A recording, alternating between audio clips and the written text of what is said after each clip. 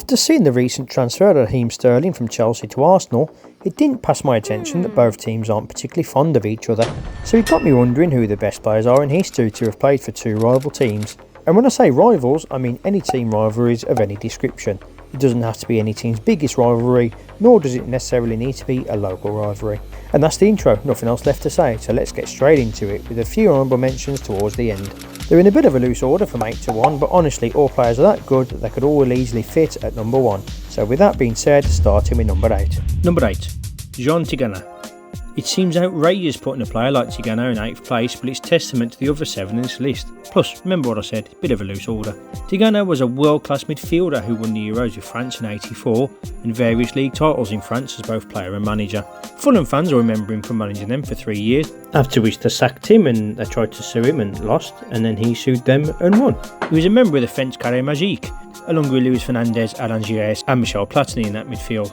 He could do pretty much everything in that France midfield, except for score. He only scored once in 52 games, which in terms of caps and goals puts him pretty much level with Kieran Trippier and Glenn Johnson, who weren't part of any magic square or circle or any other shape for that matter. But Tigana was a genuinely world-class midfielder who had success with Bordeaux and rivals Marseille, and also played for Marseille's other rivals Lyon with less success. Number 7. Roberto Baggio. Another legend in this list with the divine ponytail, one of the best in the world throughout the 90s. Only 3 players have scored more goals for Italy than he did, and nobody scored more goals in World Cups for Italia. Sadly, he's most remembered for missing a penalty in the 1994 World Cup final during the shootout, where people overlooked the fact that if Brazil scored their next penalty they'd have won anyway. But to remember him for that is ridiculous, as he was an incredible footballer who was especially banging at set pieces and dribbling, as evidenced by his solo goal in the 1990 World Cup against Czechoslovakia. And all this despite a serious knee injury while playing in '85, for which several team doctors said he might not play again. He was also pretty decent off the pitch too, putting his name to many good causes and even won a Nobel Peace Prize for his human rights activism. No prizes for haircuts but he played for a load of teams in Italy during his time, including Milan, Inter, Bologna, Juventus and Fiorentina, a complicated web of teams who are all rivals of each other in one way or another. Numero 6. Luis Figo. It's safe to say that Luis Figo was absolutely detested by Barcelona fans after he left them for Real Madrid in 2000 for a world record fee, the same year he won the Ballon d'Or. What makes me think he was detested, you ask? Just the banners calling him a Judas, scum and traitor, and just the minor detail of a pig's head being thrown at him? Yeah, a pig's head. This was his second appearance back at the Camp Nou since his transfer, and the first was just as bad, with Barcelona being fined for the fans' actions and Figo not taking any corners that day as he didn't want to be hit with any missiles, which is fair enough, who does? So it's safe to say he fits the criteria of playing for rival teams. But Figo as a player was magnificent. He might have scored lucky deflected goals such as this one in Euro 2000, but he could pass or shoot like few in the world could from distance. His technique and vision was often on another planet, and is quite rightly considered a legend of his generation. His signing kicked off the Galactico era at Real Madrid, where they somehow found the resources to sign a top baller every year, and he ended his career at Inter, and his impact is evident as his first season in 2006 was Inter's first Scudetto win for 17 years, and they won it 4 times in a row with Figo in the team until he hung up his boots in 2009. Number 5. George Weah. It's mad to think that the ex-president of a whole country was a top baller back in his day, but George Weah was just that.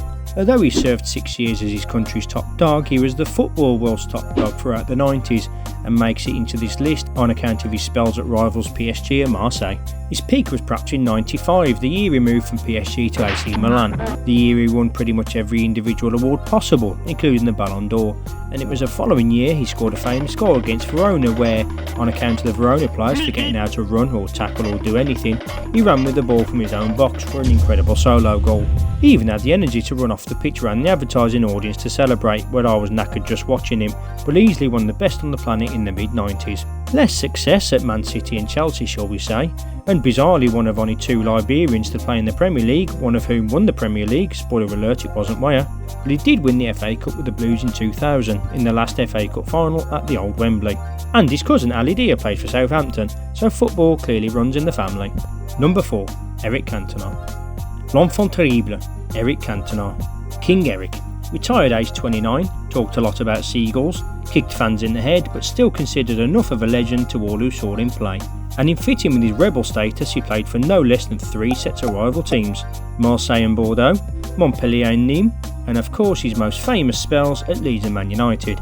He served prison time for twatting a fan who was abusing him after a red card, bizarrely not the only player in this list to serve time behind bars, and the irony is that he moved to England to restart his career after a sequence of incidents in his homeland that got him into deep trouble, which includes but is not limited to wailing his boots at a teammate, getting a 3-month suspension for a dangerous kung fu tackle on an opponent, kicking the ball at the crowd and throwing his shirt away after being subbed off, insulting the national manager on live TV, calling him a bag of shit, and throwing the ball at a referee, then at the subsequent hearing calling each member of the panel an idiot, where funnily enough they all decided to double his ban, and it did kickstart his career.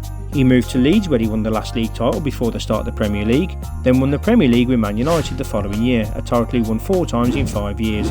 And the story around his move to Man United was a funny story typical of Cantona, as the Leeds chairman phoned the Man United chairman to ask if Dennis Irwin was for sale, and the conversation went along the lines of, "No he isn't, but we want Cantona," and a few days later the transfer was complete. Leeds probably happy to sell a player who wasn't exactly working wonders for harmony in the dressing room.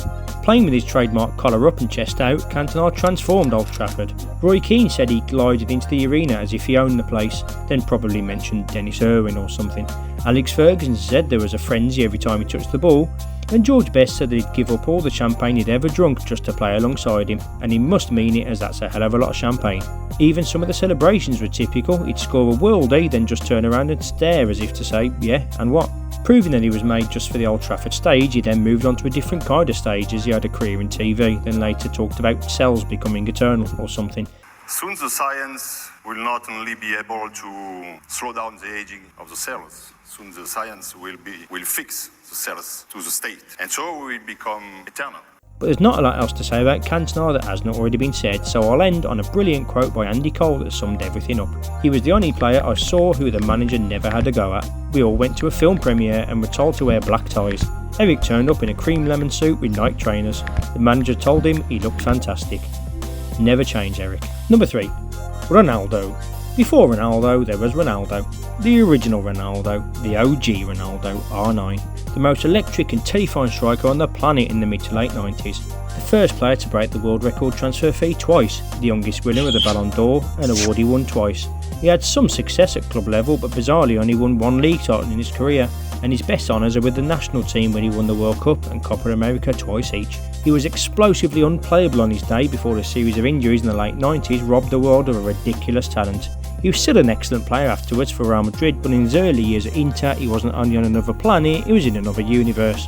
His luck was summed up when he came back from injury after 5 months and lasted just 6 minutes before rupturing his knee tendons, where his physiotherapist described it as the worst football injury he'd ever seen, and he missed the best part of 3 seasons before coming back for the 2002 World Cup and later moved to Real, where funnily enough his debut was delayed by injury. Fans of a certain age will remember his will he won't he play saga before the 1998 World Cup final, and here I am with copies of the team sheet taken just minutes apart where one includes Ronaldo and the other doesn't, but whatever happened that day he certainly got his redemption in 2002. Number 2. Johan Cruyff. Cruyffy, a nickname that nobody called him as I just made it up, is best known for his spells at Barcelona and Ajax, but lesser known is his year at rivals Feyenoord.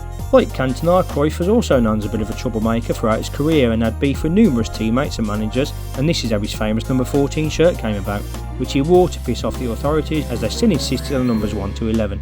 And his strops worked, as the Dutch numbered players alphabetically, meaning that for the 1974 World Cup Cruyff was supposed to wear number 1 but he refused, meaning that their keeper ended up wearing number 8. Despite his strops and difficulty to get along with at times, he still became one of the greatest players the world has seen.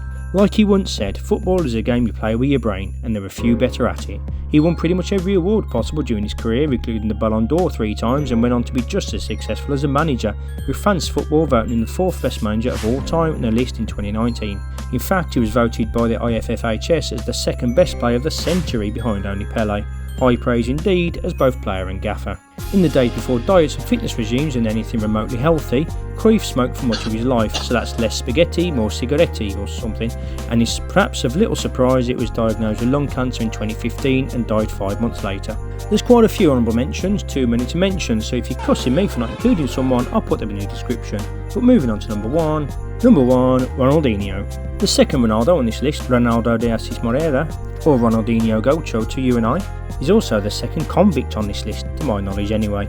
Ronaldinho lit up most matches he played in, and lights up this list on account of the fact he played for Flamengo as well as two of their rivals in Fluminense and Atletico Mineiro.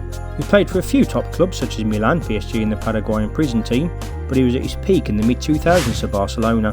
He signed in 2003, steered them back into the Champions League in 2004 and won La Liga in 2005, their first title in 6 years. He scored an outrageous toe poke against Chelsea in the Champions League in 2005, becoming the only player in history to make a toe poke look stylish and deliberate, and at the end of the same year he received a standing ovation from Madrid fans, where the last player to earn that before him was a certain Diego Maradona. But hold on a darn minute, Paraguayan prison team you say? Yes, Ronnie spent his 40th birthday behind bars as he was serving time for having dodgy passports when trying to enter Paraguay, which is quite funny as Brazilians don't even need passports to enter Paraguay, which is doubly funny as just a few months before he was named as an ambassador for Brazilian tourism.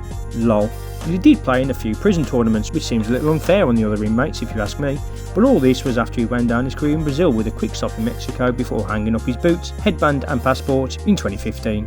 At the end of his time at Barcelona, President Joan Laporta said that Ronaldinho needed a new challenge and essentially left him out the squad, so I guess that made him a Barcelona?